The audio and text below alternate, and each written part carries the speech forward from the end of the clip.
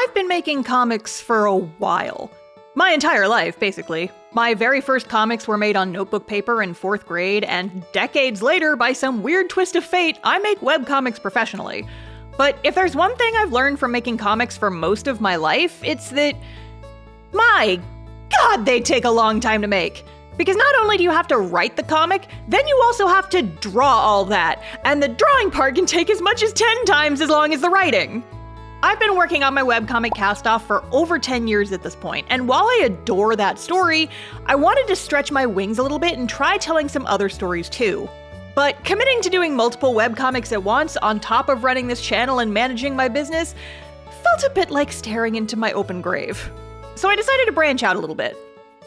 Over the past few years, I got really into tabletop role-playing games and got really invested in my characters and the stories told with them, to the point that I wasn't satisfied just letting them be D&D characters forever. I wanted to do something else with them, something bigger, something I could share. And I've also been getting into writing prose to play around in a new storytelling medium and put some ideas out there a little faster than I could if I stuck to making comics. Which brings us to now. I've spent the last few months doing quite a bit of back and forth, and now I've got an idea for a story that will hopefully end up being a full novel. Not an adaptation of a D&D campaign, but rather an entirely new world and storyline where I can take a bunch of my existing characters, shove them all together, and get their stories out there into the world. It's a new creative outlet for me, and a new story for y'all to enjoy. And since folks love to ask me questions about the writing process, I figured, what better way to demonstrate my process than to actively bring y'all along and document the development of this new project? This video is going to serve as an introduction to the story and characters, a setup video and touchstone for all future videos I make about this project. It's also a way to reintroduce a few familiar faces because a majority of the characters I'll be using I've actually talked about on this channel before. So let's talk about it and dive into the Azure Mirage. That's the working title of the novel, by the way. I don't know if I've said that out loud anywhere yet, but there it is. Also, real quick before we start, let's do Hey Star, what you drawing? The time-lapse footage in the background is a new original art piece featuring Lapis, the main character of this upcoming novel. I'll be talking a little bit about the meaning behind the imagery over the course of the video, but for now, just enjoy the pretties. And lastly, before we dive in, if you're working on your own story and need help keeping things organized, you'll love today's sponsor, Milanote. Milanote is a tool for organizing creative projects. If you're a visual artist like me, the first step of your artistic process might be finding and saving visual references for things like compositions, outfits, background detail, and color schemes. But keeping reference images organized can be really tricky, and sometimes I forget why I save certain references in the first place. However, Milanote is the perfect way to keep all your references super neat and organized. If you're not sure where to start, Milanote has over 100 built-in templates you can use to suit your needs, or you can start with a blank slate and go wild. You can copy-paste images straight from the web onto your boards, add captions to or draw on top of those images to point out specific things you like about them, organize your references by type and add headers to keep them all together, all that good stuff.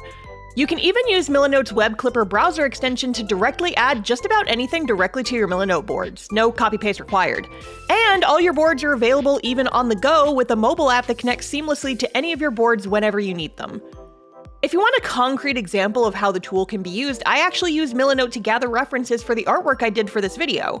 I went and dug around for references of stained glass flower sculptures, a color scheme reference I liked the color palette of, added a few references for things like tweaks I wanted to include to the main character's outfit, the design of her instrument, and the rooftops I was going to include in the background, and organized them all into a layout I could keep open in my other monitor to quickly reference while working on the piece. But what if you're less of a visual artist and more of a writer? Well, I've also been using Milanote to visualize and plan out some stuff for the novel itself. I had to censor a lot of the spoilers on this one, but being able to make different note cards for each scene and easily drag and drop and color code them has been really helpful for me to outline the split narrative I'm planning. Milanote is available for free with no time limit, so check out my link in the description to try it out for yourself. So, first and foremost, I want to stress that everything I introduce in this video is subject to change as the book develops. I don't anticipate anything in this particular video changing too much, as we're just going over the basics, but don't consider anything set in stone until the final product is released. It's not final until it's final and all that. Also, to start us off, let's discuss the elephant in the room. This book is not going to be a direct adaptation of any D&D campaign, for a couple of reasons. The first and arguably biggest reason is that I get a little skittish when writing for characters that aren't my own. And the idea of juggling my character's story plus the stories of the other player characters from our various games makes me really creatively anxious. Because what if I don't do a good job with their characters? What if I write something that the players don't like and I make them upset? And what if I realize the story could be better if I changed part of their characters and then have to go back and forth on whether or not to do it and risk hurting a friendship in the process? Oh, it's a mess. I struggled with how I wanted to handle things for a while before ultimately deciding that for the sake of my fragile and anxious little heart, I'd feel a lot more confident if I only used my own characters in the story. I'm not closing the door to collaboration permanently, but for this one, I want to keep it simple and only use characters I have full creative control over. For similar reasons, I'm not going to be directly adapting the story of the campaigns these characters come from either, and some stuff will be changing pretty heavily to suit the novel version. I was a little worried about doing this because I do love our tabletop stories, but I think there's value in distinction between the two. The novel version existing and being very different doesn't invalidate the existence of the tabletop version and vice versa. They can exist as separate entities, and while the two versions will retain some similarities, you can consider the novel an alternate universe story, if you will. It's kind of like how the How to Train Your Dragon movie is very, very different from the original novels, but they're both good pieces of media in their own right. Kind of the same thing. The novel and the D&D campaigns are similar, related, but not the same. We cool? We get that? Okay, moving on. But, disclaimers out of the way, let's get into the actual meat of the story, starting with the characters. Most of these guys I've talked about in my previous Talking About My OCs video, but I'm going to be reintroducing them here because a few things have changed. Our main character for Azure Mirage is going to be Lapis, my nervous little blue-barred baby! Lapis' story is that she has amnesia and doesn't remember anything about her life or who she was prior to waking up on the streets of an unfamiliar city about 6 months prior to the story beginning. She's been desperately trying to figure out who she was ever since, but so far hasn't found any leads. The only clues she has are the items she had on her when she woke up. A knife, a pendant made of lapis lazuli, which is where her new name came from, and a miniature harp, which she seems pretty adept at playing. Assuming she must have been a bard in the past, she tries to perform on the stage of the inn and tavern where she lives, but quickly realizes that she has pretty crippling stage fright. When she tries to play in front of people, even a small audience, she panics and completely shuts down. Despite this, she's convinced that performing will be the thing that helps her break through her amnesia, because if she can perform on stage and attract an audience, she might be able to find people who know who she is and start putting her life back together. And she ultimately decides that what she needs to overcome her fears is a mentor. Enter Zephyr, my other blue bard baby, except this guy's not a bard technically, but we'll get to that. Zephyr's been traveling from town to town, making a name for himself as an incredibly flashy and charismatic performer, dazzling audiences with shows that focus equally on both the music and the visual spectacle. But when he does a performance in Lapis' city, she quickly notices two things about him. Number one is that it's all fake. Literally everything about his performances is entirely done with tricks and illusions. He can't even play his violin properly and uses magic to make it seem like he can. After she gets to know him, she realizes even his entire personality is fake, a facade he puts up to seem more palatable and desirable to his audience. He's the embodiment of the saying, "A magician never reveals his secrets," and he is made entirely of secrets.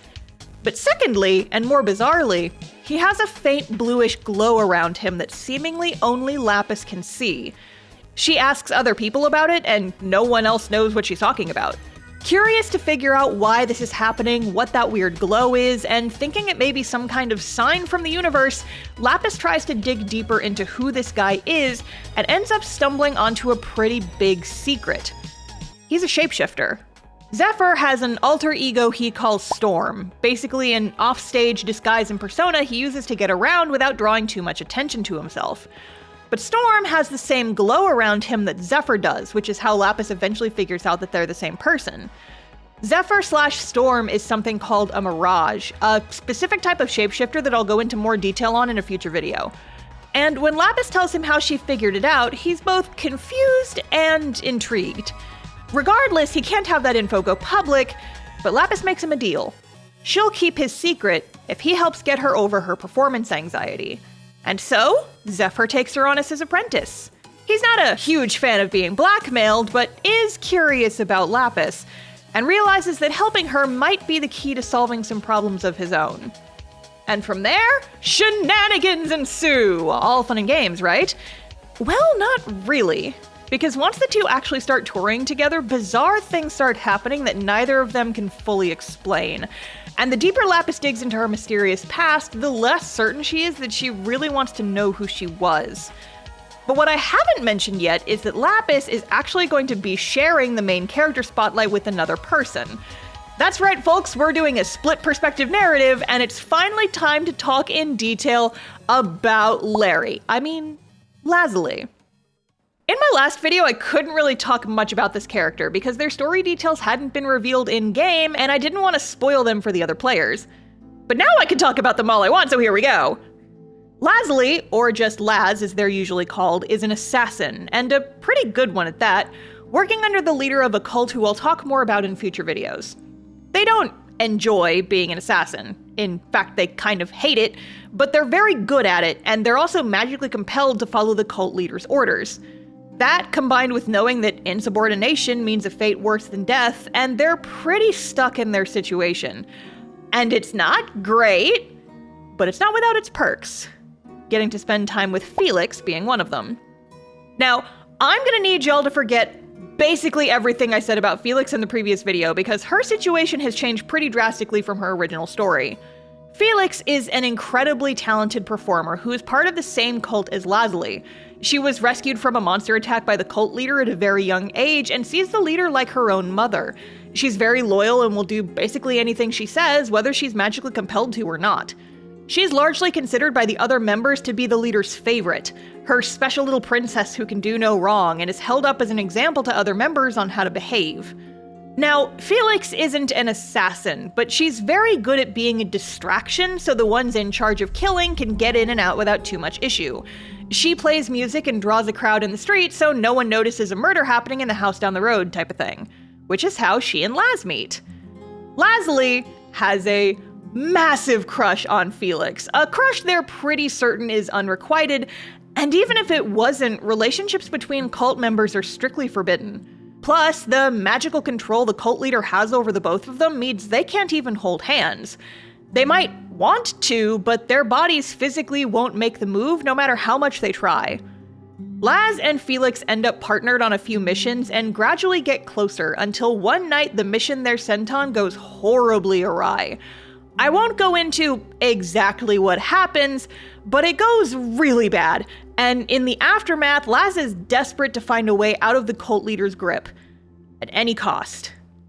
Enter Leon! Yeah, I know you folks have been curious about this guy, it's finally time to really talk about him.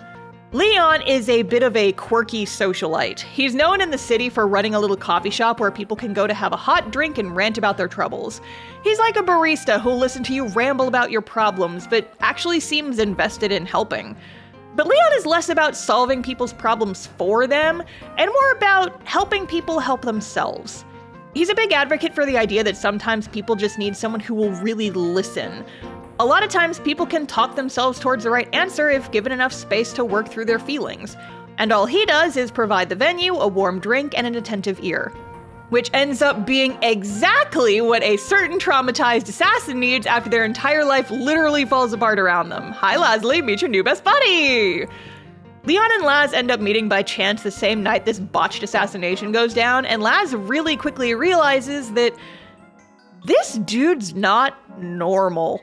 Whatever easygoing and nice front Leon puts up, there is something going on underneath the facade. But it's also the first time anyone has ever been really genuinely nice to Laz with seemingly no ulterior motive, and it's alarming. They don't know how to deal with it. And over time, as Laz starts to open up about their situation and whether or not there's a way out of it, Leon starts to realize, oh, this is a person who actually legitimately needs help, and it's gonna end up being me who does it. Over the course of their story, Leon and Laz end up getting really close, with Laz being a person who tries desperately to hold on to their tough exterior despite their entire life and everything they've ever known falling to pieces around them, and Leon taking on a role that's like a combination of friend, confidant, therapist, and guy who can help with magic shit. Sort of like, kind of the Hermes to Laz's Odysseus, if you will. Yes, I've been listening to a lot of Epic the Musical while brainstorming for this story. Can you tell? Anyway, I'm gonna stop there for now because I think that's enough to work off of from here without going too deep into the actual meat of the story. As for the novel, Lapis and Laz's stories will be switching back and forth throughout, and while they don't seem related at first, they will at some point end up crashing into each other. I'm already excited for the reveal on how exactly these characters are all connected because it's pretty weird and fun and goes some places I don't think folks are going to be expecting. And of course, there's a lot more that's going to be going on throughout that I haven't even touched on yet, but I hope you guys enjoyed a little introduction to the story. I am psyched out of my mind to start writing. Also, while I'm saving most of my world building info for a future video, I wanted to give a brief little overview on the setting the story is going to take place in. Since I first had the idea of turning my tabletop game characters into novel protagonists, I knew I didn't want their stories to take place in the traditional D&D fantasy setting. A few reasons for this, most of which I think are pretty obvious. Don't want Wizards of the Coast up my butt about copyright infringement, plus I'm not a huge fan of the established D&D lore for a number of reasons anyway. But if all goes according to plan, I'd like to do multiple novels all set in the same universe. This one focused on Lapis and Lazuli, another future installment about my other character Verity, and maybe even more down the road.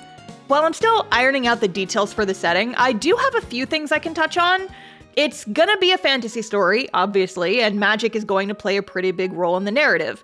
There's some established fantasy tropes I want to keep around. For example, I really enjoy elves and other traditional fantasy races and want to keep them in the story, but with my own spin on how they work and where they come from. I'm currently bouncing around ideas about every humanoid creature being descended from a long-dead lineage of gods, their bodies shattered and broken into pieces during a war between them, and then those shattered parts being given a life of their own and becoming the first humanoid life forms in this fantasy world. I'm toying with the idea of recycling and reworking a homebrew pantheon I made for the D&D campaign I ran for a few years, and using that to develop the world more, from what types of creatures and people exist to how the world was created, all the way down to little details like how horoscopes work in universe. Not much is solidified yet, but I've been having a lot of fun playing around, and we'll go into more detail in a future video once I've nailed things down more. I'm also working on a magic system where anyone can use magic if they have the desire to study it, but magic is a bit like math. Easy at first, but gets complicated fast. Most people can do some really basic stuff, and magic can also be programmed into mundane objects that anyone can use, but more complicated stuff is left to the people who have the time and diligence to really study it. But also, on top of that, everyone basically has superpowers. Their own unique, special type of magic they can do instinctively and innately, but that comes with its own advantages and limitations. I've been calling these two systems learned and gifted magic respectively, but those names are just placeholder names for now. I'm also really enjoying toying around with the idea of, hey, what if this fantasy world is solar punk, but magic?